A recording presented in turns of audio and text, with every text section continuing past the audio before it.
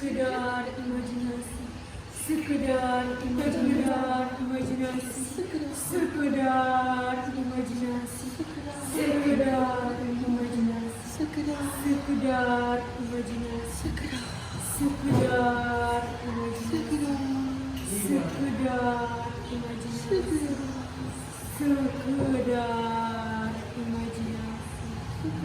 sekedar imajinasi, sekedar imajinasi, sekedar imajinasi.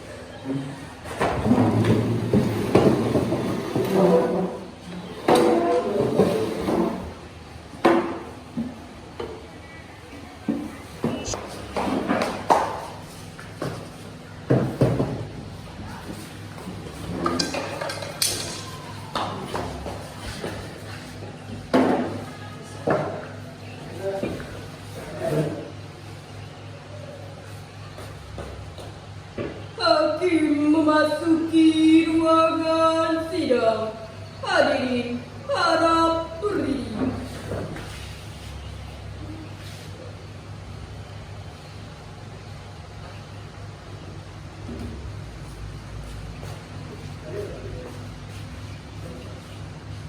Hadirin dipersilakan duduk.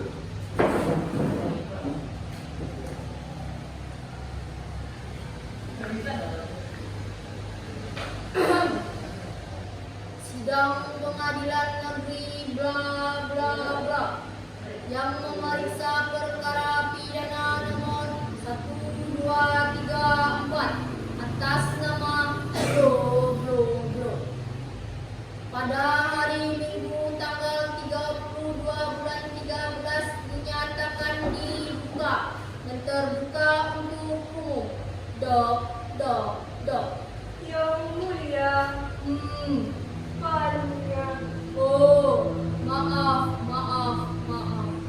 Sidang dibuka dan terbuka untuk umum. Bawa masuk terdakwa. Yang mulia, Oh, sudah di sini rupanya. Terdakwa, apakah Anda tahu apa saja kesalahan Anda? Loh, kenapa tidak dijawab? Hei, duduk!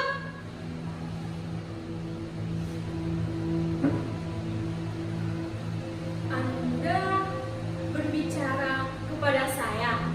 Yang mulia, Yang mulia berbicara kepada saya. memangnya ada orang lain di sini. Terdakwa, apakah Anda tahu apa saja kesalahan Anda?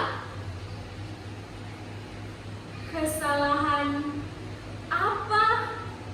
Baiklah, kita mulai lagi pelan-pelan. Apakah terdakwa kenal dengan Mulyo Noniman? Iya, dia itu. Dia mati karena sakit. Saksi, silakan masuk.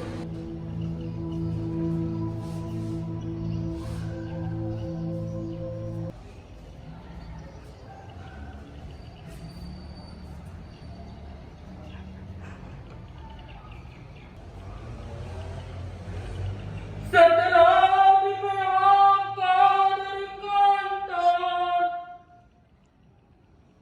demi penghematan biaya operasional,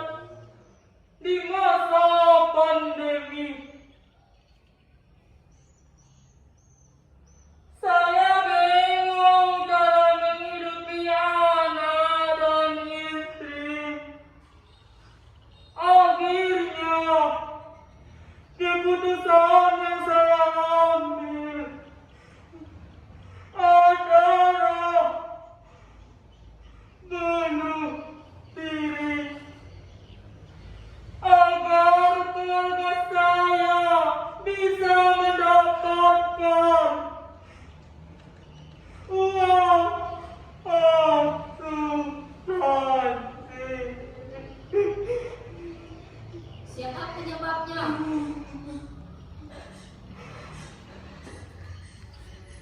Saya. Tapi itu kan Apa Anda tahu apa yang terjadi kepada anak dan istrinya? saya tahu. Soalnya saya yang Jangan terpakai, anak saya tunggu sama bapak. Jangan cerita dengan bapak dan ikutankan kerjaan merampok. Dan akhirnya mati tertembak aparat. Istri saya kehilangan suami dan anak-anaknya akhirnya bunuh diri juga. Siapa penyebabnya? Terima kasih. Saksi boleh kembali ke asalnya.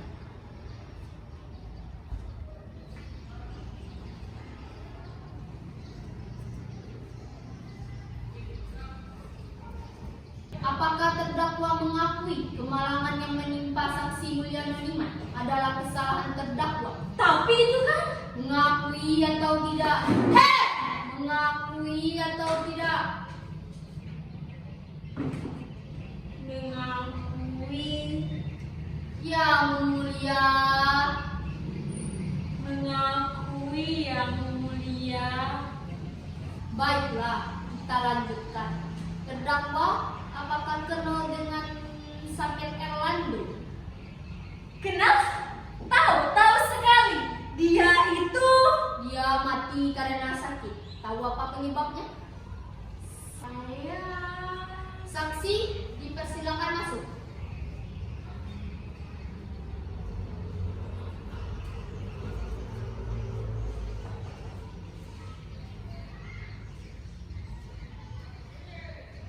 Saya yang Loh, ini apa-apaan sih? Itu bukannya orang yang sama dengan yang tadi. Oh. Kalian ingin mempermainkan saya ya? Mentang-mentang kalian tahu apa pekerjaan saya? Pekerjaan Anda membuat orang mati. Bukan! Saya penulis. Penulis apa? Penulis novel. Apa hubungan pekerjaan Anda dengan nasib yang menimpa saksi Mulyana dan saksi Niman? Mereka adalah tokoh-tokoh yang saya tulis dalam novel saya. Mulia dan Niman adalah tokoh fiktif karangan saya yang saya tulis dalam novel saya, Laskar Pelakor. Samir Erlando adalah tokoh fiktif karangan saya yang saya tulis dalam novel saya, Bumi Manuskrip. Masa saya harus bertanggung jawab atas tokoh-tokoh fiktif karangan saya? Ini pengadilan macam apa? Hei, jangan bicara sembarangan. Jangan menghina-hina. Mereka tokoh-tokoh fiktif tidak mungkin ada dalam pengadilan dunia nyata. Terdakwa harus dihukum. Terdakwa sudah mendengar. Pengadilan fiktif! Pengadilan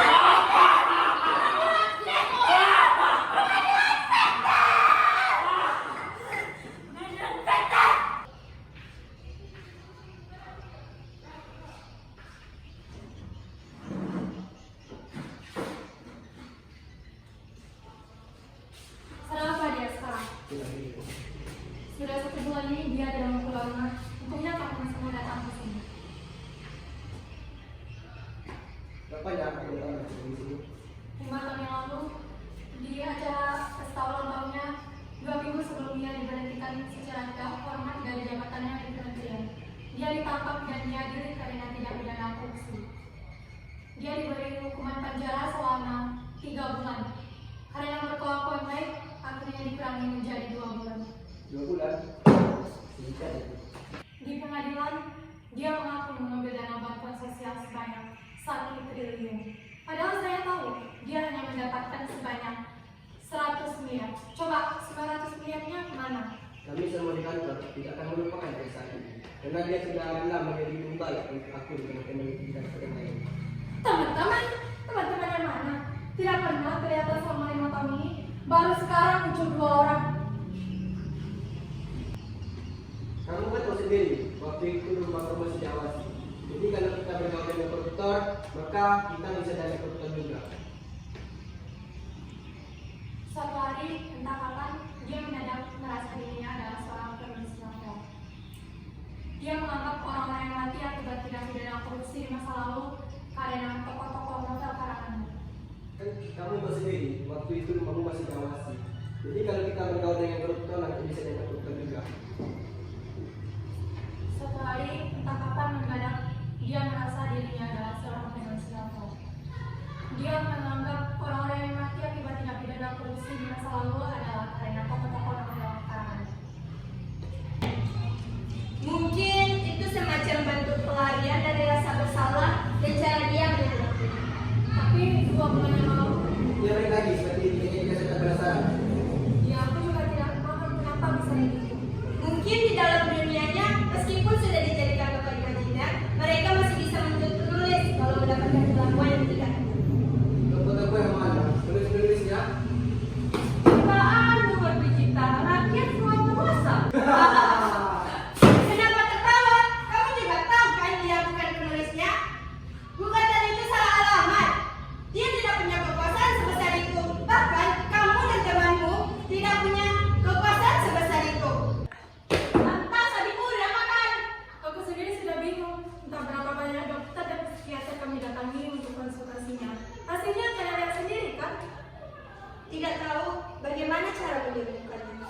Menyembuhkan bagaimana? Menurutku cukup kamu jadikan adikmu seperti menjadi awal mula menjadi penulis novel. Dari ceritamu, aku tahu kondisinya waktu itu. Lebih baik dibanding dulu dan sekarang. Dia akan jauh lebih damai dan tidak perlu lagi khawatir terhadap mereka. Mereka, Iya mereka. orang-orang yang mati itu. Iya orang-orang yang mati itu. Mereka manusia nyata yang pernah hidup. Tidak masalah toh, hidup dan matinya itu ada urusan sama kita. Hanya angka titik saja, hitam dan putih. Sudahlah. Nanti malam tetap lagi dengannya, ajak adikmu pergi ke mall dengan menyewa kalian, makan sepuasnya dan belajar sesuka hati kalian. Sekalian saja pesan tiket pesawat terbang ke luar negeri, lupakan mereka. Bagaimana caranya? Anggap saja adikmu seperti sekedar imajinasi. Tidak ada masalahnya membohongi diri sendiri untuk hati dalamnya. Oh, begitu. Anggap saja kalian itu penulis betulan. Anggap saja sekedar imajinasi.